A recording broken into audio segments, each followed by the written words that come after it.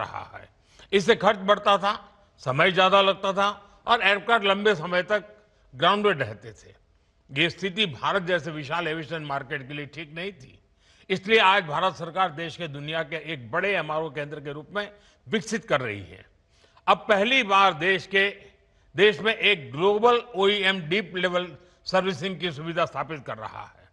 साथियों, साफरान की global training, knowledge transfer और भारत के इंस्टीट्यूशंस के साथ साझेदारी, इससे देश में एक ऐसी वर्कफोर्स तैयार होगी जो आने वाले वर्षों में पूरे एमआरओ इकोसिस्टम को नई गति, नई दिशा देगी। इस फैसिलिटी से देश के दक्षिण भारत के नौजवानों के लिए रोजगार के अनेक अवसर बढ़ेंगे और हम सिर्फ एविएशन एमआरओ तक सीमित नहीं रहना चाहते।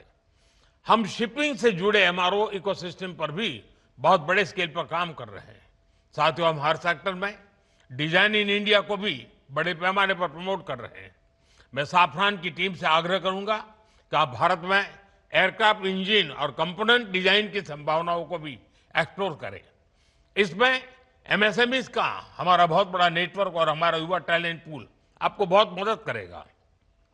साफरान एरोस्पेस प्रोपल्शन सिस्टम पर बड़े स्तर पर काम करता है। मैं चाहूंगा कि आप प्रोपल्शन डिजाइन और मैन्युफैक्चरिंग के लिए भी भारत के टैलेंट और अवसरों का उपयोग करें। फ्रेंड्स, आज का भारत सिर्फ बड़े सपने नहीं देख रहा, भारत बड़े फैसले ले रहा है और उनसे भी बड़ी उपलब्धियां हासिल कर रहा है। We are dreaming big, doing bigger and delivering best.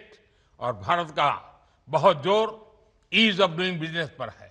साथियों, ग्लोबल इन्वेस्टमेंट और ग्लोबल इंडस्ट्रीज को आकर्षित करने के लिए हमने स्वतंत्र भारत के कुछ सबसे बड़े रिफॉर्म्स किए हैं। पहला, हमने अर्थव्यवस्था के दरवाजे खोले। दूसरा, हमने अपनी फंडामेंटल्स को और मजबूत किया। तीसरा, हमने बिजनेस को आसान बनाया। साथियों, आज अधिकांश सेक्टर्स में 100% एफडीआई ऑटोमेटिक रूट से संभव है। डिफेंस जैसे सेक्टर जहां पहले प्राइवेट सेक्टर को जगह नहीं थी, वहां भी 74% तक एफडीआई ऑटोमेटिक रूट से खोल दिया गया है।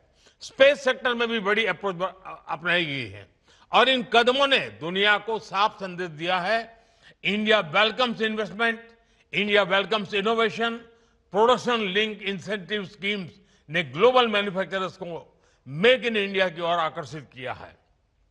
बीते 11 साल में 40,000 से अधिक कंप्लायंसेस हमने कम किए हैं।